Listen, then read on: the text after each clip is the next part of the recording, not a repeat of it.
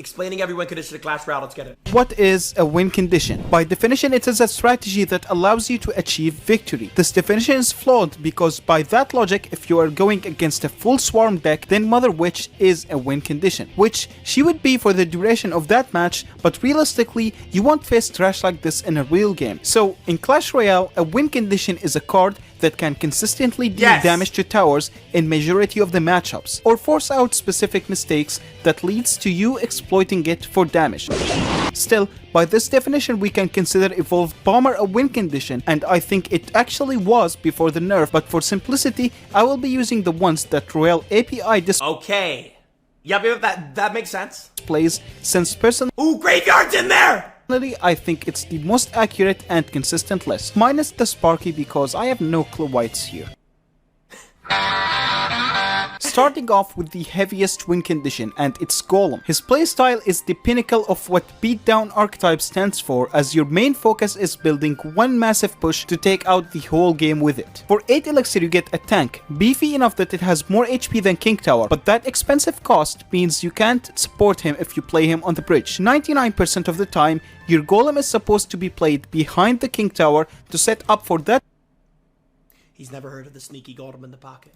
one push that would win you the game. Being this heavy means the average push will last too long that by the time your opponent— Dude, and that's the thing, bro. Like, Golem players, bro, you can take their tower. You can even take their second tower, bro. Bro, if they have a Golem with an Evo, E-Drag, and a healer, bro, they're melting your tower. They might 3-crown you. Opponent defends the push, you would already have cycled to another Golem and are ready to start another push. Now when the Golem dies, he explodes into 2 smaller entities that have a decent amount of HP, but the problem is, while exploding, the tower will retarget onto one of your supporting troops instead of the Golemites. This makes Night Witch the perfect support for Golem, because with the bats she spawns, the tower will take out one of them and go back to attacking the Golem. Perfectly explained, bro. A lot of people don't know that. Keeping your push safe. Electro Dragon can do the same thing, as with every hit he lands, he stuns his target, causing them to retarget away from your push into the Golemite. Bro, I think the Electro Dragon is the best supporting card for a Golem, because he resets Inferno Towers, resets Inferno Dragons, and resets the Princess Tower to lock back onto the Golemite so it doesn't lock onto the support units. And with E-Drag being a part of your deck, Tornado will provide you massive value in grouping things together, and the death damage on the Golem is just a nice extra bonus. Sometimes you can pull Inferno Dragons or Sparkies closer to your E-Drag to shut them down. Ooh, that was a nasty tornado! Completely. Or you can line up troops closer to the tower to get some sneaky tower connections against difficult matchups. One final note, being a beatdown deck means you should not be afraid to take tower damage to save Elixir for your big push. Bro, that's the thing that some Golden players don't understand, is they try to defend everything and then they never are able to build up a big push. Bro, if you're a Golden player, bro, just eat damage, dude. Well, maybe that is taking it a bit too far.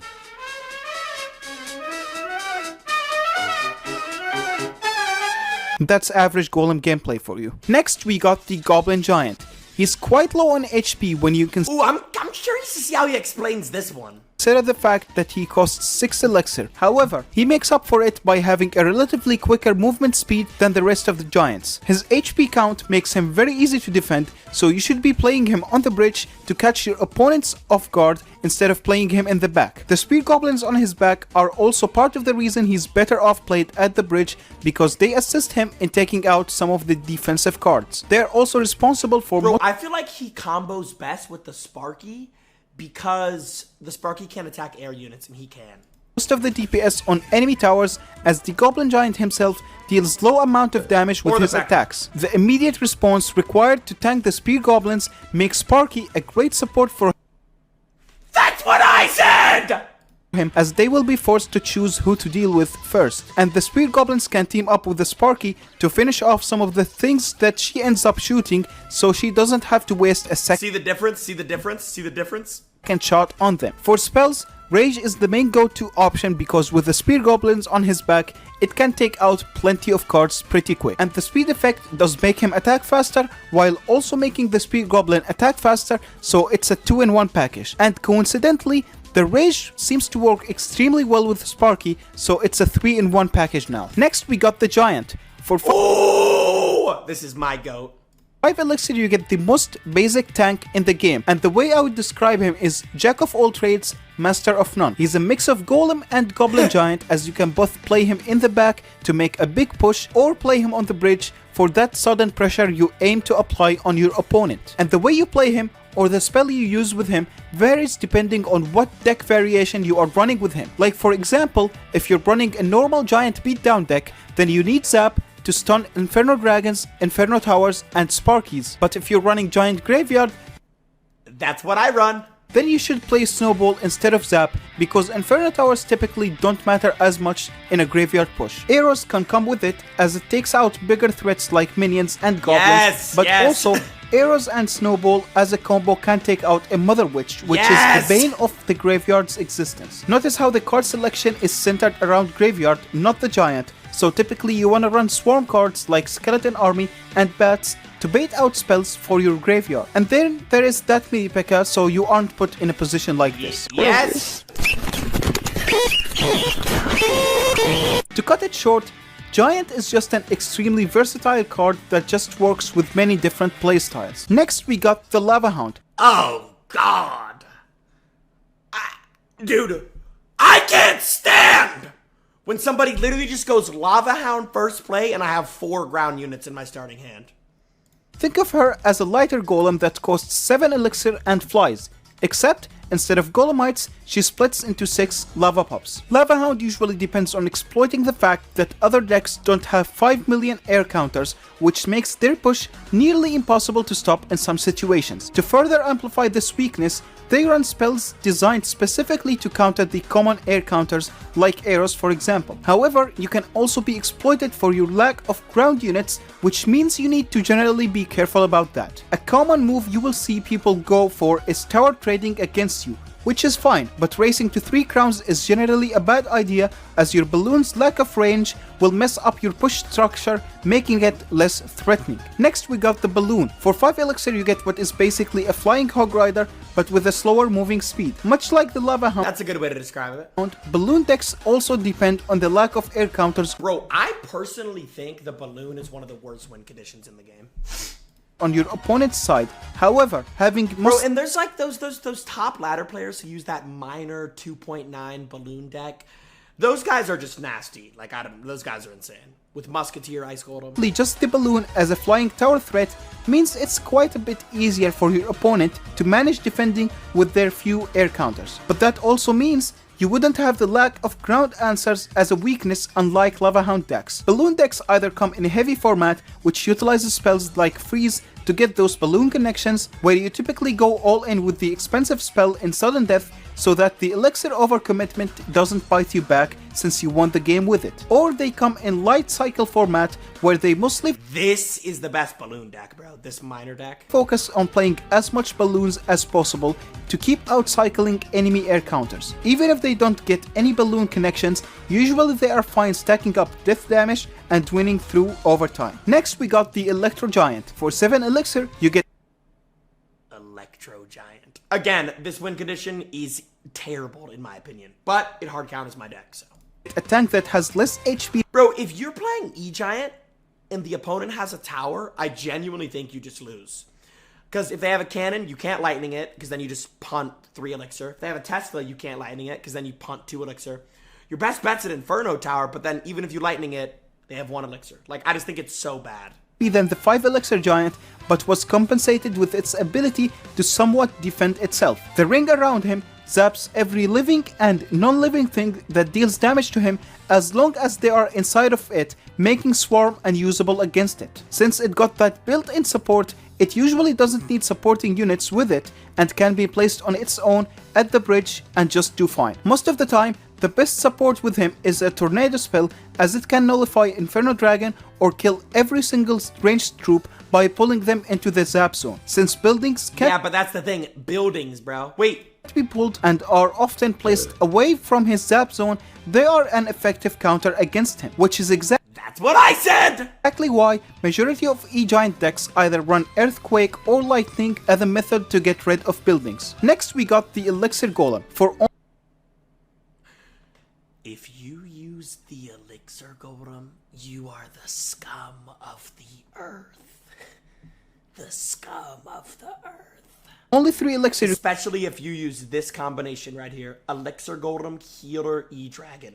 The most broken combo ever invented probably in this game. You get an Elixir Golem that splits into 2 smaller Golemites that also split into 2 smaller blobs each. What makes him special is that his total HP is higher than the Giant while being nearly half his price. So you got a cheap beefy boy on your hand here. The catch is every time your opponent pops one of the forms, they gain some elixir, so using him recklessly is quite dangerous.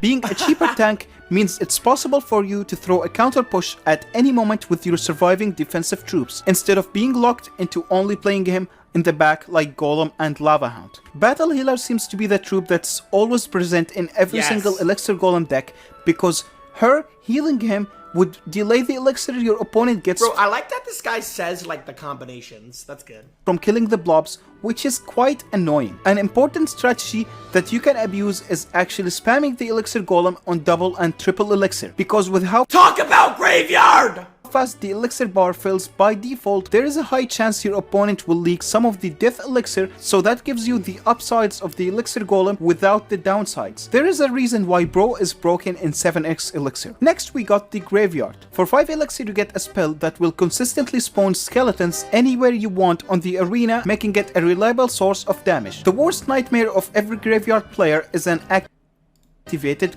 King Tower, because with it activated, it's near impossible to get any damage with your graveyard. You might as well quit the match, which is... Bro, these are the 3 worst nightmares for, you know, someone coming from a graveyard player who's been playing graveyard for like 7 years.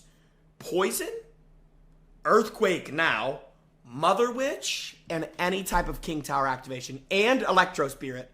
Electro Spirit kills 9 skellies, and he's 1 elixir. Is exactly why graveyard decks don't use cards like Firecracker and Evolve Bomber, as they usually are just free King Tower activation if your opponent didn't have a single digit IQ. And for the same reason, they prioritize defense over offense, as a 2 tower situation is always worse for them compared to any other opponent. Most of graveyard pushes come from counter pushing with the remaining troops after a successful defense, because overcommitting on offense can push your opponent to go for a tower trade situation, and that is never a situation you want to find yourself as a graveyard player. Unless you play Giant Graveyard, then typically you aren't too hurt from the King Tower and being in a 2 tower situation. Because look at that behemoth! Look at that absolute mammoth! It's not that bad. Next we got the Miner. For Ooh! These are the players I respect the most, bro. If you're a minor chip player, bro, like I'm talking minor control, I want to meet you and just shake your hand, sir. Because you make the Clash Royale world a better place. You do. Bro, when you lose to a minor chip player, it's because he outplayed you. Like, that's why you lost. 3 elixir, you get a mini tank you can place anywhere in the arena, including... Dude, minor control players have so much aura. Because they're down to just sit there for 5 minutes every game and grind. Your opponent's side, making him the most versatile win condition in the game. Most of the time, he goes as a secondary win condition in a wide variety of decks. In beatdown decks, he acts as an assassin that would be used to get rid of some annoying support troops to help with your main push, or as a way to sneak in tower damage if your win condition just can't find a way to break through the opponent's defense. And in cycle decks, he acts as a pressure tool that would assist your primary win condition in reaching the enemy tower safely. If used as a main win condition, he almost always comes with poison. In fact, people literally refer to Miner decks by the name Miner Poison. The playstyle here is mostly preventing any damage on your tower. This is why this is the most honorable playstyle, because like you actually have to lock in on defense the whole game.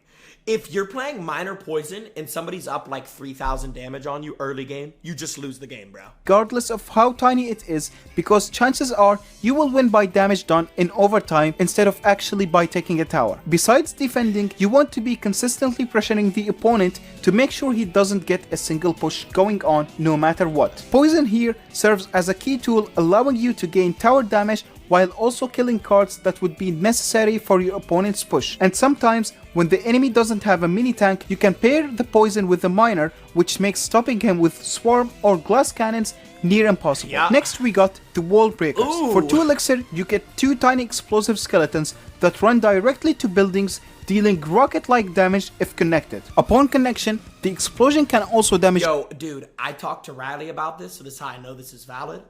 Bro, the Evo wall breakers need a nerf, dude. They need a nerf. Your opponent's troop or even take them out, so sometimes you might not even have to worry about a counter. I don't mind the Evo wall breakers having a double the health because they have like the little shield on the wall breakers. Bro, the problem is they get 2 death bombs each. It's just stupid.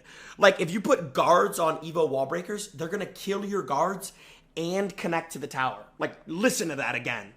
If you put guards into a 2 elixir wall breakers, they're gonna kill your guards and connect to your tower. Push. The catch is they are so easy to stop that any small spell with the help of the tower will completely shut them down, making them low-key unreliable on their own. To combat this issue, most decks run a miner with them and tend to send him first to tank the tower shots to make them more annoying to stop. And as a plus, the miner can be your main source of damage in case your opponent has some building, because when they do, having your wall breakers connect to the tower is near impossible. Aside the miner, you usually should also run a mini tank like Ice Golem or Valkyrie, which can be used as an alternative way to tank for them in case your miner was out of cycle or was just not doing it for you. Next we got the Goblin Barrel. For 3 elixir you get a barrel that spawns 3 goblins anywhere you want on the arena in a triangle formation. Throwing the barrel directly on a structure will cause the goblins to get pushed away from one another, which makes them harder to flawlessly counter with troops. And by playing them on different tiles, you can switch up their formation depending on what troops your opponent uses to counter them. This means that spells are the best counter, as they would counter them regardless of the tile they were played on. Obviously, if tanked for,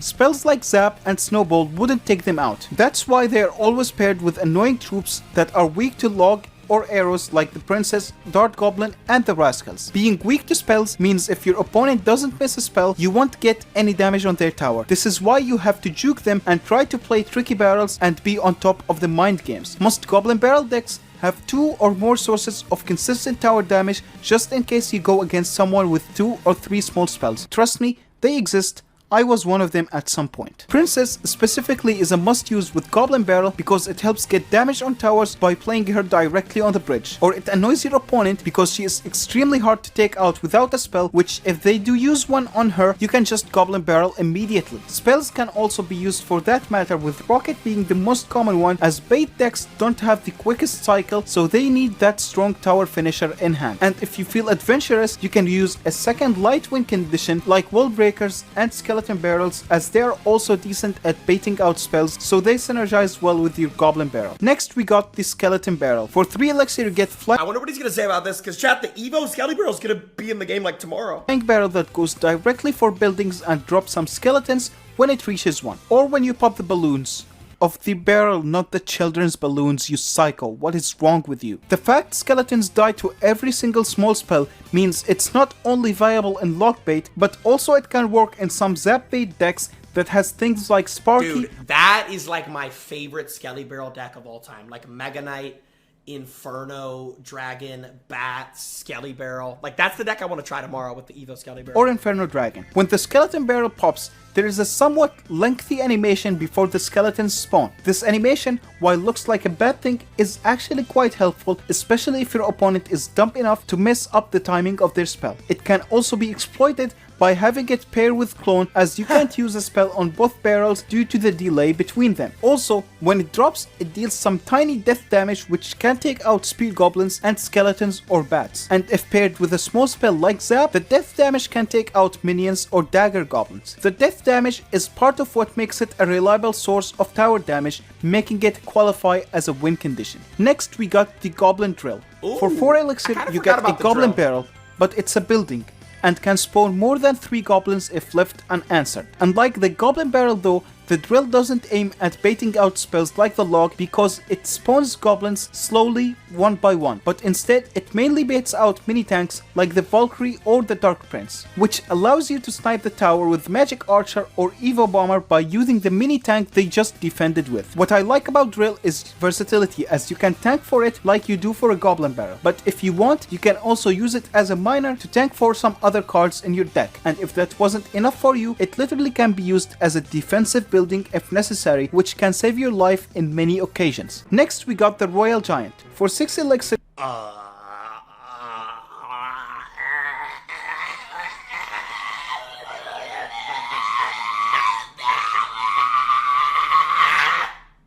get a ranged tank that specifically targets buildings, making him a reliable source of damage. The Royale Giant is mostly a siege-like card as it can damage towers from nearly your own side. Being ranged means the Royale Giant decks can freely use Electro Spirit or Firecracker as they don't care about King Tower activations since he won't get in range of it. That's the thing, bro. The Electro Spirit, best spirit in the game if you're in low arenas, because low arena players don't know how to activate King. Sure about that. The main playstyle of the Royale Giant is closer to cycle than beatdown, but generally it's a hybrid of both, meaning you are supposed to focus on outcycling the enemy counters as your Royale Giant is guaranteed to get some damage on the tower with the right counter outside of your opponent's hand. And against pure cycle decks, given how you would struggle Dude, to this video is actually really helpful, bro, like for every win condition. outcycle them, being a bit heavier yourself, you usually are supposed to go Royale Giant in the back and have a second one on the opposite side. Fisherman is one key card I see in every single Royale Giant deck as it can eliminate a decent amount of Royale Giant counters by Oh, he doesn't just eliminate Royal Giant counters, dude. He can activate King Tower at any given notice. pulling them away and into your tower. Next we got the Mortar. For 4 Elixir you get a siege building with I low-key respect Mortar players too. I respect any Expo player, any Mortar player, and minor control players. Like, y'all have the most aura in this game. enough range to snipe enemy towers from your own side by throwing a splashing rock on it. Most decks will have 1 or 2 tanks that they will use against you to distract your Mortar away from their tower. This means outcycling is a great game to play as a Mortar player, since if you get your Mortar to lock on a single second, you can focus on defending it as it will keep damaging the tower as long as it's alive, regardless of what the opponent plays. Besides playing an offensive role, being a cheap building means it can also play a major defensive role, as it can act as a way to kite tanks to help you shut down massive beatdown pushes, as they can be quite tough to stop without a building. So you may see Mortar in graveyard or bait decks acting as a double agent by alternating between offense Hey, bro, I've never seen Mortar in a graveyard deck, dude. I don't know where you got that from. and defense based on what you need to do in this moment. Notice how the Mortar's range is quite different from other cards, and that's because of the blind spot. Anything that is close to the Mortar would be out of its range, meaning it can just sit there doing nothing while a barbarian is attacking it. Despite it seeming like a negative trait, it's actually really good as it allows you to get locks on tower more frequently, and it also amplifies defensive capabilities as you can both defend and attack their towers at the same time by playing a high defensive Mortar, or even defending normally. The blind spot can help it retarget away from the giant into the ranged troop, which typically are the ones you should be taking out first. Often you even see Tornado and Mortar decks to abuse that blind spot mechanic by pulling things into it. Next we got the Expo. For 6 Elixir you get a siege building that will snipe towers from your side by shooting a ton of arrows rapidly on it. This plays extremely similar to the Mortar in a sense where you wanna outcycle the tanks to get a lock on tower, yet so differently at the same time because how the Expo deals way more damage. Chat, what would you guys say is the most respectable win condition? In your opinion, bro. What is the most respectable and honorable win condition? Mortar players are good. Minor? Bro, it's minor, bro. It's gotta be minor, dude. Minor is just so much, like, I have so much... Who typed Royal Giant? Royal Giant, how dare you! Damage in a much shorter time. This means Expo players are satisfied with getting 1 lock on the tower, which Dude, that's the thing about Expo, bro. All you need is 1 lock. 1 lock, and you can just win with damage. Then just defend the whole game. then they will proceed to throw every single troop, building, and loved one they have to protect their... Bro, yeah. Once an Expo player gets a lock, they will literally sacrifice their leg to keep it alive. I've seen Expo players, like, sacrifice archers just to get 3 seconds of extra damage. Like, I've seen Expo players put archers into, like, barbarians just to get 3 seconds of extra damage. Expo as soon as it locks on. Once you get a lock, See, usually he did it right there. He was just spamming his archers. Look at this. locks on. Once This you is so real. Like, get a lock, usually it means you and now, on the contrary, if you're playing Expo, as soon as it locks on your tower, swipe out of your phone, go for a walk, enjoy the sun, go look at some trees. You don't want to watch what that thing's going to do to your tower. It will obliterate you! Have enough damage to go It won't stop until your tower gets cut down like a tree. defense mode for the rest of the match and never have to The defensive Expo. Don't even get me started on the power of that! attack a single time again. And while defending, you just slowly spell cycle the tower with a fireball or a rocket to finish off the game. The reason you don't go for poison despite it damaging the tower more than fireball is because fireball has the ability to take out troops immediately, so it helps your Expo lock on the tower. Usually every Expo deck has Tesla with it, so it's safe to say they go together really well, just like me and Depression do. The reasons are Alright. Yeah, it's like peanut butter and jelly, bro. Expo and Tesla. Because Tesla attacks air, Expo doesn't, yada yada yada. are because Expo being 6 elixir kind of makes it less accessible as a defensive building, so it needs that Tesla to fill that weakness for it. Furthermore, the fact Tesla goes underground helps it be a great offensive building to pair with Expo, as it gives less spell value despite it being placed right next to it. Next we got the Hog Rider. For 4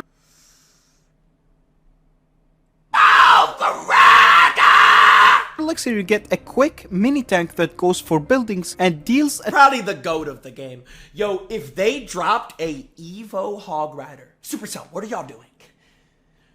Supercell, if y'all drop a Evo Hog Rider, it will be your most purchased Evo of all time. Like, y'all will make $1 billion if you drop an Evo Hog Rider.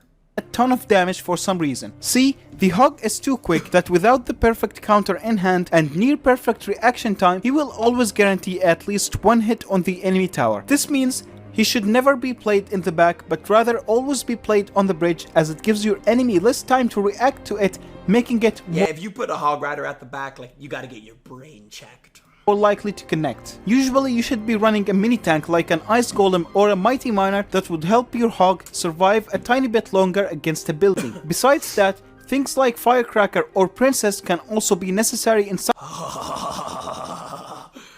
Necessary? It's law at this point. Princess? No. Firecracker! Dude.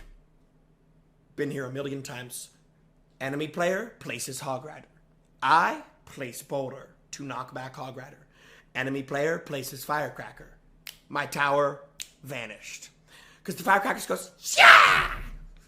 Yeah! Yeah! All at the bridge, by the way. Like, all behind the bridge. And then my Boulder's just sitting there like, he's like bleeding out. My tower's low. My ears are ringing. All because I didn't have a cannon. some decks, so you can slowly chip down the tower in I some thought I was getting a phone call for a second. terrible matchups. Next we got the Ram Rider. For Low key, the Ram Rider is kind of a forgotten about card, bro. Bro, I don't see too much Ram Riders, dude. 5 elixir you get a ram that charges to towers, while the rider throws snares on troops that slows their movement speed by a ton. On surface level, she's quite similar to the Hog Rider, but mechanically, being slow without the charge makes her easy to stop with many more troops without getting any damage on towers. For this exact reason, What sound effect does the Ram Rider do? Until she dies, right? She just keeps yelling. she is unplayable Yo, if you're a Ram Rider player, I already know you play the game with audio turned off. There's no way you're listening to that 3 hours a day. in cycle decks, but instead finds a place in heavier P.E.K.K.A. or Mega Knight bridge spam decks. Despite being a bridge spam troop, Dude, I don't even think she finds a place in any deck, bro. I don't think it's a good card. It's like the Walmart version of the Hog Rider, bro. Like, just use a hog. she actually benefits a lot from being played in the back, so you can just play a P.E.K.K.A. right in front of her. Besides, if you play her on the bridge, for the first few seconds on the enemy side, she wouldn't be charging, so she would take a little bit longer to get to the tower. One of the most common cards seen with her is Snowball, because, well, just look at the footage and you will know exactly why it's nearly a must-use. Besides heavy decks, she can also be seen in lighter bridge spam decks, typically with the Lumberjack being the main tank, as the Rage can be great with the snare mechanic. Next we got the Battle Ram. For 4 elixir, Battle Ram definitely had its era. I still see it a lot, to be fair. I still see this a lot. Normally with P.E.K.K.A bridge spam and like occasionally with 3 Musketeers. But normally with bridge spam will you see Battle Ram. Like Bandit, Royal Ghost, P.E.K.K.A, Marcher. You get 2 barbarians carrying a massive wooden ram that charges towards building and breaks on impact. You can use it like the Hog Rider on the bridge since it's cheap and nearly guarantees a connection with the right counters out of hand. And when it connects, not only does it deal a ton of damage, but also one of the barbarians spawn right on the tower, so he is more likely to rack up even more damage. But just like the Ram Rider, with the right counters it gets stopped easily as it's significantly more vulnerable to stuns and knockbacks. So based on what the opponent has in hand, you can alternate between playing. I feel like Battle Ram is like high skill because like you have to know exactly what their hand is to actually get a connection. Get in the back and playing. Because like if somebody literally, dude, in ladder, when I'm playing, if somebody puts a Battle Ram into my boulder, I'm just gonna win with the counter push because I just got a 1 elixir boulder. It does no damage. P.E.K.K.A right in front of it, or spamming it on the bridge with a bandit or a Royal This is where it meshes with Royal Ghost because it tanks for the RG. Ghost while having another push on the opposite lane. And since it doesn't jump over the river, it can be used defensively as it can kite stuff to the opposite lane. Next we got the Royal Hogs. For 5 elixir you get 4 These guys kind of have aura, dude. They sort of have aura, bro. mini Hog Riders that are lighter on HP and damage but can be overwhelming to non-splash Also, Supercell, we need a slight damage nerf on these guys. Like a slight one. units. It's quite impossible to stop them without splash, so you are guaranteed to get a bunch of damage even without something tanking. Bro, even with splash, if I put a bowler down, they still do like 400 damage. For them. The issue Like is this card is no joke.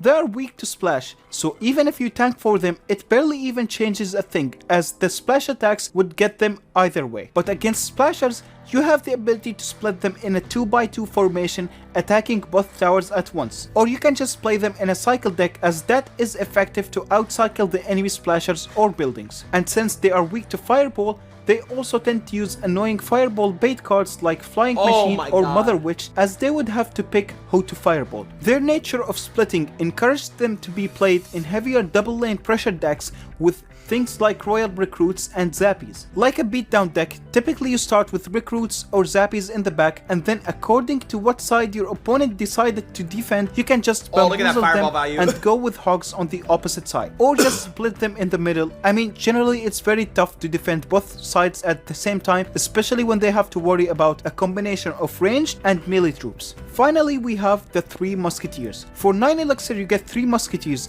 For a I think this is another high skilled win con, bro. 3 Muskies is tough to use. little more than the price of 2.